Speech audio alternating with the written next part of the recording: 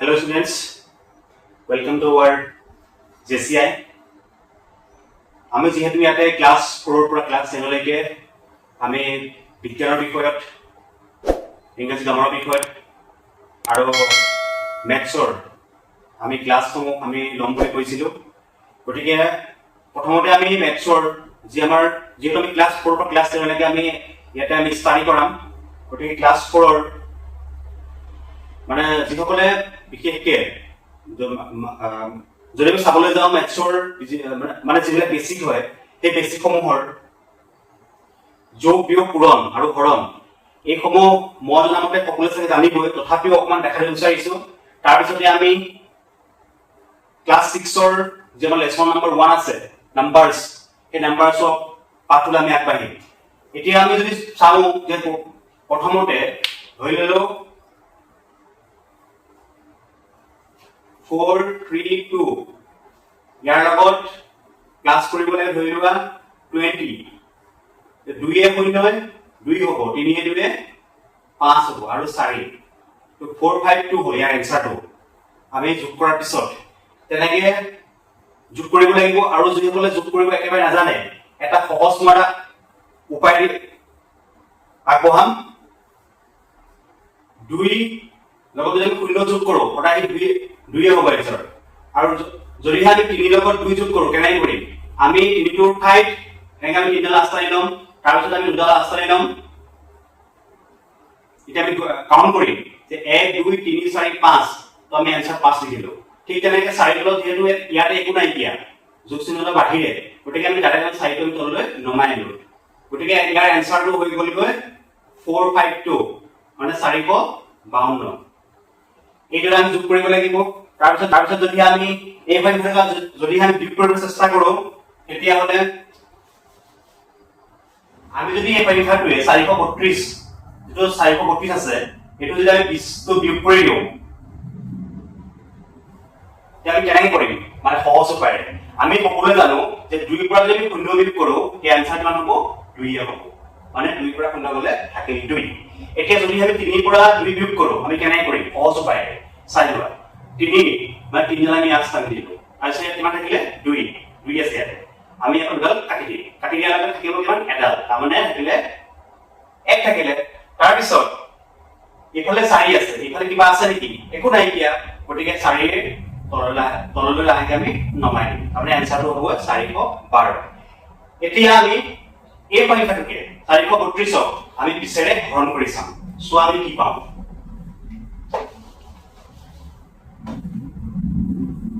432ক যদি আমি পিছেৰে হৰণ কৰি দিওঁ কেইবাৰ যাব, 20 দুগুণ 40, ইয়াত থাকিলে 3, মানে আমি 43ৰ পৰা 40টো বিয়োগ কৰি পালো 3। তাৰপিছতে যিহেতু পিছেৰে 3 হৰণ নাযায় কাৰণ 20টোতকৈ 3টো হ'ল সৰু, এতিয়া আমি কি কৰিব লাগিব, আমি ওপৰত যিটো আমাৰ সংখ্যা বহি আছে সেই সংখ্যাটো তললৈ নমাই আনিম। তোমালোকে আৰু এটা কথা মনত ৰাখিবা, যেতিয়া আমি পিছেৰে আমি প্ৰথম 2 পূৰণ কৰোঁতে 20 দুগুণ 40 পাইছিলো, তেতিয়া কি হৈছিলে, যেতিয়া আমি পিছেৰে 2 পূৰণ কৰিলো তেতিয়া আমি এই 2টো আমি 3ৰ ওপৰত লিখিব লাগিব, কাৰণ পিছেৰে 4 হৰণ নাযায়। গতিকে আমি 43 পালো, মানে দুটা সংখ্যা আমি একেলগে ধৰি ললো। ধৰি লোৱাৰ পিছত আমি 20 দুগুণে 40 পালো। 40 পোৱাৰ পিছত 43ৰ পৰা 40টো বিয়োগ কৰি 3 পালো। তাৰপিছতে ইফালে যেহেতু 3টো পিছেৰে হৰণ নাযায় গতিকে আমি ওপৰত থকা 2টো তললৈ নমাই আনিলো। আনাৰ পিছত এতিয়া কেইবাৰ যাব জানিব লাগিব। গতিকে আমাৰ 20ৰ যোনটো আমাৰ পূৰণৰ নেউতা আছে আমাৰ মুখস্থ থাকিব লাগিব। তাৰপিছত চোৱা এতিয়া পিছেৰে 32ক কেইবাৰ যাব, আমি পিছে যদি আমি ইয়াত এবাৰ দি দিওঁ 20 গুণে 20, এতিয়া কিমান থাকিবগৈ, মানে 32ৰ পৰা 20টো বিয়োগ কৰিব লাগিব। 2 ৰ পৰা 0 গ'ল থাকিল 2, 3 ৰ পৰা 2 গ'ল থাকিল 1। গতিকে এনসাৰ হ'ব কিমান 21। মানে এনসাৰ মানে হ'ব মানে কি, এতিয়া যদি আমি ইয়াত দশমিকত লৈ যাব পাৰো, যদি আমি ইয়াত দশমিক বহাই দিওঁ, যিহেতু পিছেৰে 12 হৰণ নাযায় গতিকে আমি ইয়াত এটা দশমিক বহাই দিয়াৰ লগে লগে ইয়াত হৈ যাবগৈ এটা শূন্য বহি যাব, শূন্য বহাৰ লগে হৈ গ'লগৈ 120। এতিয়া 120ক পিছেৰে যাব কেইবাৰ জানিব লাগিব, এতিয়া আমি অকল কৰিব পাৰিম, হয় নহয়? এতিয়া চোৱা পিছেৰে 120ক আমি কেইবাৰ মানে পূৰণ কৰাৰ পিছত মানে কেইবাৰ পূৰণ কৰিলে আমি 120 টো পাই যাম এতিয়া আমি বিচাৰি যদি আমি 120 পাবলৈ আমি 20 ৰ লগত 6 পূৰণ কৰিব লাগিব তাৰ মানে তোমাক দেখাই চাই লোৱা যদি 20 ৰ লগত আমি 6 টা পূৰণ কৰি দিলো আমি 120 পাই যাম 6 × 9 = 0 6 × 2 = 12 এতিয়া কিমান পামগৈ 20 6 × 120 তাৰ মানে আমাৰ উত্তৰটো হৈ যাবগৈ 21.6 এটো আছিল আমাৰ হৰণ এতিয়া আমি এই সংখ্যাটোকে 432 যদি আমি 40 ৰ লগত পূৰণ কৰো এতিয়া আমাৰ এনসাৰটো কি হ'ব তোমালোকে চাই লোৱা 432 ৰ লগত যদি আমি এই 20 টো মানে আগৰ সংখ্যাটো যদি আমি পূৰণ কৰি দিও এতিয়া চোৱা কিমান হ'ব এনসাৰ 0 ৰ লগত যদি আমি 2 পূৰণ কৰি দিও 0 দুগুণে 0 পাম মানে আমি 0 ৰ লগত আমি যিকোনো সংখ্যা যিমান ডাঙৰ সংখ্যা নহওক কিয় আমি যদি পূৰণ কৰো কি সদায় এনসাৰটো 0 হ'ব 0 ৰ লগত 2 পূৰণ কৰাৰ লগে লগে 0 দুগুণ 0 0 3 গুণ 0 0 4 গুণ 0 এতিয়া আমাৰ 0 ৰ ভাগটো হৈ গ'ল এতিয়া আমি 2 ভাগটো লৈ আহিম 2 দুগুণে 4 2 3 গুণ 6 2 4 গুণ 8 এতিয়া আমি সংখ্যাখিনি যোগ কৰি দিম এই ওপৰৰ থকা সংখ্যাখিনিয়ে আৰু তলৰ থকা সংখ্যাখিনি আমি যোগ কৰি দিম 0 ৰ তলত আমি আহিব 4 বহিব ইয়াতে 6 বহিব ইয়াতে 8 বহিব তাৰমানে 432 ৰ লগত যদি আমি 20 টো পূৰণ কৰি দিও এনসাৰ হ'বগৈ 8640 এতিয়া আমি যেটা আমাৰ যোগ বিয়োগ পূৰণ আৰু হৰণ এইখিনি আমাৰ যেটো হৈ গৈছে এতিয়া আমি চাব বিচাৰিছো ক্লাস 6 ৰ যে লেসন নম্বৰ 1 আছে নাম্বাৰস যাক অসমীয়াত সংখ্যা বুলি কোৱা হয় এই নাম্বাৰসৰ আমি যদি আমি এক্সাৰসাইজ চাবলৈ যাওঁ মানে 1A 1A এক নম্বৰ কোৱেশ্চনটো আছে যে ভাৰতীয় পদ্ধতিত তলৰ সংখ্যাবোৰ শব্দৰে লিখা প্ৰথম সংখ্যাটো আছে 5304 এই যে সংখ্যাটো আমি আখৰ লিখিবলৈ শব্দ মানে কি আখৰ আমি যদি আখৰ লিখিব লগা হয় ইয়াৰ এনসাৰটো কি হ'ব 5304 5 হাজাৰ 304 ঠিক একেদৰে আমি 1 ৰ যেটো আমাক ক আছিলে ক 1 ৰ কটো আমি 5304 টো আমি আখৰেৰে লিখি দিলো এতিয়া তাৰ পিছত যিখিনি আছে ক পিছত যিখিনি আছে খ গ ঘ যিখিনি আছে তোমালোকে কৰিবা তোমালোকৰ হোমৱৰ্ক থাকিলে এতিয়া আমি 2 নম্বৰ যদি আমি চাবলৈ যাওঁ তোমালোকৰ হোমৱৰ্কৰ কাৰণটো হ'ল এই অংকখিনি ইমান টান নহয় গটে তোমালোকে এইখিনি তোমালোকে সংখ্যাখিনি আখৰলৈ ৰূপান্তৰ কৰিলে তোমালোকৰ উত্তৰটো হৈ যাব এতিয়া 2 নম্বৰ দিছে যে তলৰ দিয়া শব্দবোৰ মানে সংখ্যাৰে লিখিব কি আছে 2 নম্বৰৰ কটো 14000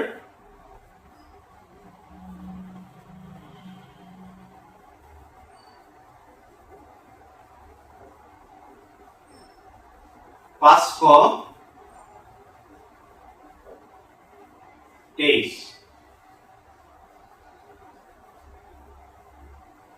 2 নম্বৰ পদ আছে 14523 ইয়াক এতিয়া আমি সংখ্যালৈ ৰূপান্তৰ কৰিব লাগে তো এনসাৰ কেনেকৈ হ'ব 14 কমা চিন 14523 এইদৰে আমি 2 নম্বৰ ক খিনি আমি যিখিনি খ গ ঘ যিখিনি আমাৰ আছে সেইখিনি আমি এইদৰে কৰিব লাগিব যেহেতু আমাৰ ইয়াত আখৰে আছে সেই আখৰখিনি আমি সংখ্যালৈ ৰূপান্তৰ কৰিব লাগিব তেনেহলে কৰি দেবা 3 নম্বৰ আছে যে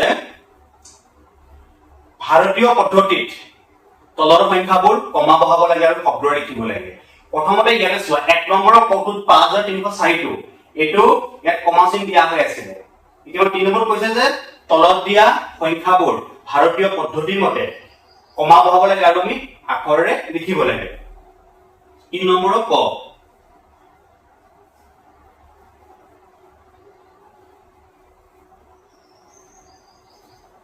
ইয়াত দিয়া আছে 3 নম্বৰ পদ 6328 এতিয়া আমি কমা চিন দিব লাগিব আৰু আখৰে লিখিব লাগিব আমি প্ৰথমতে কি লিখিম 6328 সমান চিন দিম 6328 লিখি লম আমি কমা ক'ত দিম এতিয়া জানিব লাগিব নহয় ইয়াতে একক এখানে অলপ মই এটা কথা কৈ দিওঁ যে ভাৰতীয় পদ্ধতি ভাগ হ'ল 4টা প্ৰথমটো হৈছে একক দ্বিতীয়টো হৈছে হাজাৰ আৰু তৃতীয়টো হৈছে লাখ আৰু 4 নম্বৰটো হৈছে কোটি এতিয়া ইয়াতে চোৱা একক দশক শতক আমি শতক মানে ভাৰতীয় পদ্ধতি আমি 3 ঘৰৰ পিছত আমি কমা চিন দিব লাগে যেহেতু ইয়াতে একক দশক শতক 3 ঘৰ পিছত আমি কমা চিন দি দিলো এতিয়া এই সংখ্যাটোক আমি 6328 আমি সংখ্যাটোক আমি আখৰে লিখিলে আমাৰ উত্তৰটো পুৰাই পৰিব ইয়াতে চোৱা 6000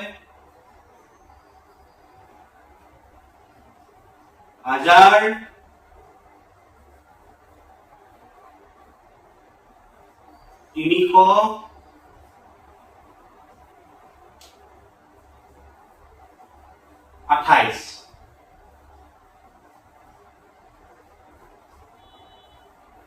এটি হল 3 নম্বৰ পৰৰ উত্তৰটো এতিয়া বাকি যিখিনি আছে 3 নম্বৰ খ গ ঘ কি তোমালোকে কৰিবা আৰু আমাক দেখাবা যিজনে সুবিধা হয় তাৰ পিছতে আমি ইয়াৰ পিছত আমি চাই নম্বৰ আগবাঢ়িম আমি চাওঁ চাই নম্বৰ কি আছে চোৱা আমি 1 এৰ চাই নম্বৰ কোৱেশ্চনৰ যেবাৰ মানে চাই নম্বৰ কোৱেশ্চনটো আছিল যে 67325749 সংখ্যাটোৰ ক্ষেত্ৰত আমাৰ ইয়াতে তিনিটা কোৱেশ্চন দিছে যে এই সংখ্যাটোৰ ক্ষেত্ৰত কি হয় এক নম্বৰ দিছে যে হাত দুটাৰ স্থানমানৰ পাৰ্থক্য উলিওৱা ইয়াতে মানে এই সংখ্যাটো দুটা হাত আছে এই হাত দুটা আমি স্থানমান উলিয়াব লাগিব এতিয়াহে আমি তাৰ এনসাৰটো পাম এতিয়া আমি প্ৰথমে কি কৰিম আমি সংখ্যাটো লিখি লম আমি এটা সমাধান লিখি লৈছো এটা চোৱা 67325749 এই যিটো সংখ্যা আছে এই সংখ্যাটো আমি এতিয়া প্ৰথমতে দুটা হাতৰ এটো এটা আৰু এটো এটা এই দুটা হাতৰ আমি স্থানমান প্ৰথমত উলিয়াই ল'ব লাগিব এতিয়া আমি কেনেকৈ ইয়াৰ স্থানমান উলিয়াম একক দশক শতক হাজাৰ অযুত লাখ নিযুত তাৰমানে হাতটো ক'ত আছে হাত নিযুতৰ ঘৰত আছে আমি লিখিছো ইয়াতে নিযুত বুলি তাৰপিছত দ্বিতীয় যোনটো হাত আছে সেই হাতটো ক'ত আছে একক দশক শতকৰ ঘৰত এটা হাত পৰা আমি শতকৰ ঘৰত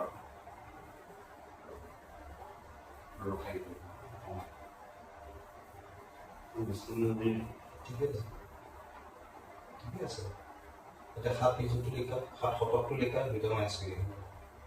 ঠিক আছে এতিয়া চোৱা আমি লিখিলো যে হাত নিযুত আৰু হাত শতক মানে এটা আমি হাত পালো নিযুতৰ ঘৰত আকৌ কৰিছো শুনি লোৱা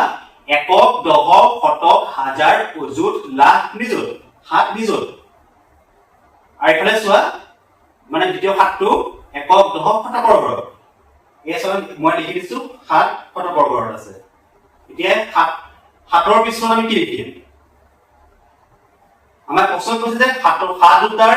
স্থানমানৰ পাৰ্থক্য উলিয়াব লাগে এতিয়া চোৱা মানে কেনেকৈ হাত দুটাৰ স্থানমানৰ পাৰ্থক্য উলিয়াম হাতৰ পিছত আমি কি লিখিম ইয়াতে যিবিলাক সংখ্যা আছে সেই সংখ্যাখিনি আমি নিলিখো কি লিখিম আমি ইয়াতে শূন্য লিখিম ইয়াতে হাতৰ পিছত কেইটা শূন্য আছে 1 2 3 4 5 6টা আমি ইয়াত 6টা এই 6টা ঘৰৰ আমি 6টা শূন্য প্ৰথমে লিখি ল'ম 3টা 4টা 5টা 6টা এতিয়া আমি শতকৰ ঘৰ যিটো হাত আছিলে ইয়াৰ পিছত কেইটা সংখ্যা আছে মানে কেইটা ঘৰ আছে যে যিমান কেইটা ঘৰ থাকিব আমি সিমান কেইটা শূন্য আমি ইয়াতে লিখি ল'ম প্ৰথমে আমি হাতটো লিখি ল'ম তাৰপিছত আমাৰ ইয়াতে দুটা ঘৰ আছে তাৰমানে দুটা আমাৰ শূন্য আছে এতিয়া আমি ইয়াৰ পৰা আমি পাৰ্থক্য উলিয়াম এতিয়া চোৱা আমি যিটো আমাৰ প্ৰথমৰ যিটো আমাৰ ঘৰ আছিলে হাত নিযুত তাৰমানে হাতৰ পিছত কেইটা শূন্য হ'ব 6টা শূন্য 2টা 3টা 4টা 5টা 6টা আৰু এতিয়া শতকৰ ঘৰ কিমানটা শূন্য আছিলে হাতৰ পিছত 2টা তাৰমানে কোন লিখিম আমি এই লিখিম 7 0 0 এতিয়া আমি ইয়াৰ পৰা বিয়োগ কৰি দিয়াৰ লগে লগে আমি ইয়াৰ উত্তৰটো পাই যাম 0 পৰা 0 গ'ল থাকিল 0 0 পৰা 0 গ'ল থাকিল 0 0 পৰা 7 যাব নেকি কেতিয়াও নাযায় আমি কি কৰিম ধাৰ কৰিম ধাৰ কৰিলে কিমান হ'ব ইয়াৰ পৰা যদি ধাৰ কৰো ইয়াত হ'ব 10 আকৌ যদি আমি ইয়াৰ পৰা ধাৰ কৰো ইয়াত হ'ব 10 ইয়াৰ পৰা ধাৰ কৰো ইয়াত হ'ব 10 ইয়াৰ পৰা ইয়াত ধাৰ কৰিম 10 আমাৰ 10ৰ পৰা 7 গ'ল থাকিল 3 ইয়াতে যেহেতু আমি ইয়াৰ পৰা আমি ইয়ালে এক ধাৰ কৰিলো ইয়াত থাকিলে কিমান 9 থাকিলে আমি তললৈ লাহেকে 9টো আমি তললৈ নমাই আনিলো এতিয়া চোৱা ইয়াতো কিমান থাকিব ইয়াতো 9 থাকিব লাগিব কাৰণ আমি এটা ধাৰ কৰিছিলো মানে 10 হৈছিল আমি 10ৰ পৰা এক ধাৰ কৰোতে থাকিলে 9 এতিয়া আমি ইয়াত 9 লিখিম তাৰ পিছতে ইয়াৰ পিছৰটো আমি ইয়াত কিমান হ'ব 9 হ'ব এতিয়া ইয়াত কিমান হ'ব ইয়াত হ'বগৈ 6 তাৰমানে উত্তৰটো হ'বগৈ যে প্ৰথম যেটো প্ৰশ্ন আছিল হাত দুটাৰ স্থানৰ পাৰ্থক্য আমি পাৰ্থক্য পাই গলো এতেকে এটাকে হাত দুটাৰ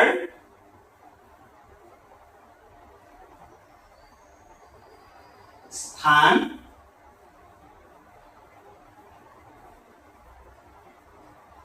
মানৰ পাৰ্থক্য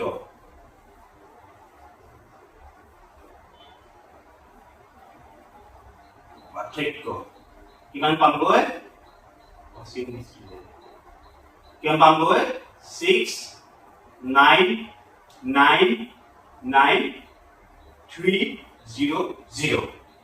এতিয়া 4 নম্বৰ একটো আমি आंसर পাই গলো এতিয়া চোৱা 4 নম্বৰ 2 কি আছে 2 নম্বৰ কথা কৈছে যে 67325749 সংখ্যাটোৰ ক্ষেত্ৰত 2 নম্বৰ কৈছে যে 2 নিজা মান আৰু স্থান মানৰ পাৰ্থক্য উলিওৱা এতিয়া আমি ইয়াত লিখিলো সমাধান বুলি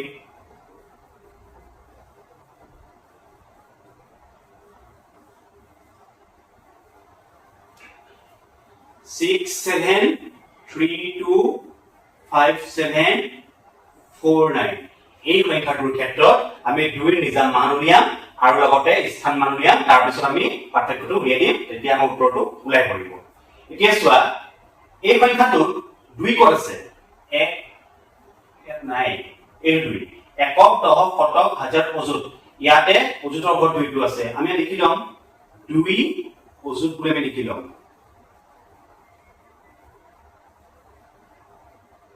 2 অযুত এতিয়া আমি অথনিৰ নিচিনাকে যেনেকৈ আমি 4 নম্বৰ একটো কৰিছিলো ঠিক তেনেকে 2 টো আমি প্ৰথমে লিখি লম 2 পিছত কেটা হ'ব কেটা সংখ্যা হ'ব মানে কেটা ঘৰ আছে একটা দুটা তিনটা চাৰিটা তাৰ মানে চাৰিটা শূন্য হ'ব দুটা তিনটা চাৰি 2 অযুত আমি পাই গলো এতিয়া আমি মানে আমি কিমান পালো 20000 পাইছো ন এতিয়া আমি ইয়াত মানে 2 টো আমি স্থান মান পাই গলো এতিয়া সো আমি ইয়াৰ 2 নিজা মান 2 নিজা মান কি হ'ব নিজে হ'ব কি তাৰ মানে যেহেতু 2 নিজা মান নিজে হ'ব আমি ইয়াতে ডাইৰেক্ট কৰিব পাৰিম পুৰিয়াকে আমি মাইনাস কৰি দিম মাইনাস আমি 2 টো কৰি দিলে আমি উত্তৰ পাই যাম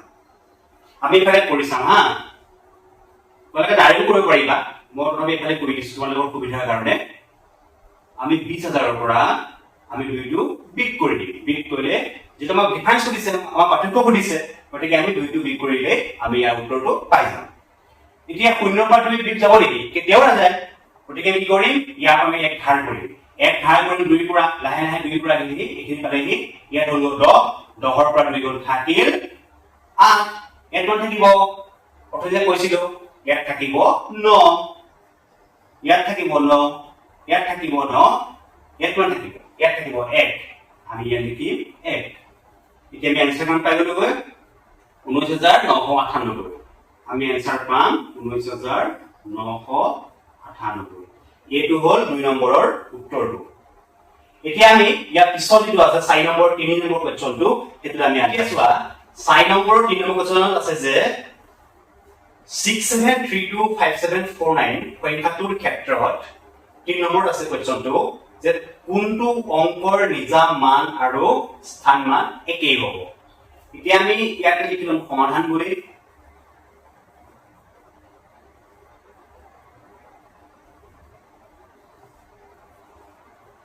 তোমালোকে এটা কথা মনত ৰাখিবা যেটো সংখ্যা প্ৰথমতে আমি পাম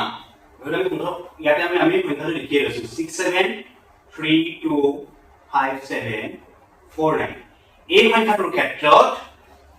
একক ঘৰ কোনটো আছে 9 টো আছে তে 9 টো যেহেতু আমাৰ কি আছে 9 আছে 9 ৰ তাৰ নিজা মানটো 9 আৰু ইয়াৰ স্থান মান কি হ'ব স্থান মানো ইয়াৰ 9 হ'ব মানে এককৰ ঘৰ থকা যেটো আমাৰ সংখ্যা পাম সেই সংখ্যাটোৱে এই গুটেই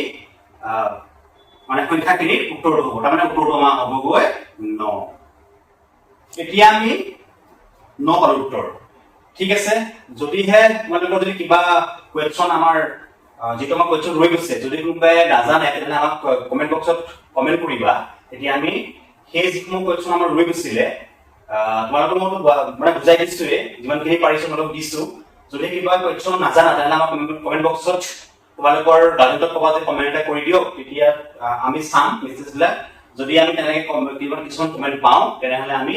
সেইখিনি আমি সলভ কৰিবলৈ চেষ্টা কৰিম এতিয়া আমি ইয়াৰ পিছত যেটো 5 নম্বৰ কোৱেশ্চন আছে তালৈকে আগবাঢ়ো ঠিক আছে এতিয়া চোৱা আমি 5 নম্বৰ কোৱেশ্চনত আমি আগবাঢ়িছো 1 এৰ যদি এটা সংখ্যাত এটা অংক এবাৰহে ব্যৱহাৰ কৰিব পাৰি তেন্তে মানে তেনেকুৱা ক্ষেত্ৰত কোৱেশ্চন নম্বৰ 1 দিছে 236 অংক দুটাৰ সহায়ত গঠন কৰিব পৰা তিনিটা অংকৰ বিশিষ্ট সংখ্যা আটাইবোৰ লিখিব দিছে আমাক ইয়াত আমি প্ৰথমতে আমি যেটো 5 নম্বৰ কোৱেশ্চনত আমাক যেটো প্ৰশ্ন দিছে আমি প্ৰশ্নটো ভালদৰে বুজিব লাগিব তেতিয়া আমি তাৰ উত্তৰটো উলিয়াব পাৰিম এটা কৈছে যে যদি এটা সংখ্যাত এটা অংক এবাৰহে মাত্ৰ ব্যৱহাৰ কৰিব দিছে তেতিয়া হলে এই যেটো সংখ্যা আছে এই সংখ্যাটোৰ ক্ষেত্ৰত বা এই সংখ্যাটোৰ সহায়ত গঠন কৰিব পৰা সেই তিনিটা অংকৰ বিশিষ্ট ধৰি ললো ইয়াতে হলো তিনিটা ধৰি ললো হা ইয়াতে এই যদি আমি 3 লিখি দিও তো এইটো এটা তিনিটা অংকৰ বিশিষ্ট এটা সংখ্যা হ'ব হয় নহয় নিশ্চয় হ'ব ঠিক আছে এতিয়া চোৱা আমি ইয়াৰ এনসাৰটো কৰিব যাইছো এটা 236 আছে আমি লিখিলো 236 এই সংখ্যাটো সহায়ত আমি তিনিটা অংকৰ বিশিষ্ট সংখ্যাবোৰ লিখিম এতিয়া বলাই চাই দিবা সমান চিন দিলো 236 প্ৰথম সংখ্যাটো হ'ল 236 হৈ গ'ল তাৰপিছত আমি কি লিখিম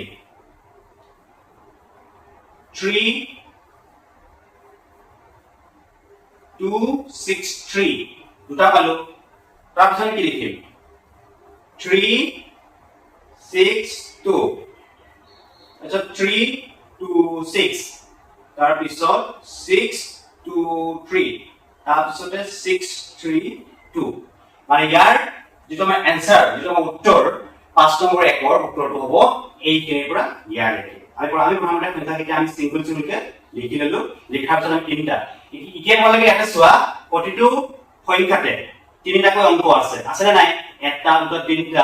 এটা দুটা তিনিটা ঠিক একেদৰে ইয়াতো চোৱা মাত্ৰ তিনিটা সংখ্যা ইয়াত আছে মানে তিনিটা সিঙ্গল অংক আছে গতিকে আমাৰ যেটো প্ৰশ্ন আছে 5 নম্বৰ একৰ এটো আমাৰ উত্তৰটো এইখিনি এতিয়া আমি ইয়াৰ পিছৰ যেটো 5 নম্বৰ 2 যেটো কোৱেশ্চন আছে আমি তালৈকে আগবাঢ়ো চোৱা কি হয় এতিয়া চোৱা আমাৰ যেটো 5 নম্বৰৰ কোৱেশ্চনৰ যেটো আমাৰ 2 নম্বৰ কোৱেশ্চন আছিল এটা কি কৈছে যদি এটা সংখ্যা এটা অংকৰ এবাৰহে ব্যৱহাৰ কৰিব পাৰি তেন্তে কি হয় 047 অংক নিৰ্ণয়ৰ সহায়ত লিখিব পৰা তিনিটা অংকৰ বিশিষ্ট সংখ্যাৰ আটাইবোৰ লিখিব দিছে আমি সমাধান কৰিম এতিয়া চোৱা আমি প্ৰথমতে আমি সংখ্যাটা লিখি লম ইয়াতে যেটা অংক দিছে আমাৰ 047 আমি যেটা আমি 5 নম্বৰৰ একটুত কৰিছিল যেদৰে আমি যদি সেই দৰে মানে আমি কৰিব বিচাৰো তেতিয়া হলে চোৱা ইয়াতে আমি তিনিটা অংক বিশিষ্ট সংখ্যা লিখিব দিছে আমি কি লিখিব পাৰিম মানে 047 তাৰপিছতে 074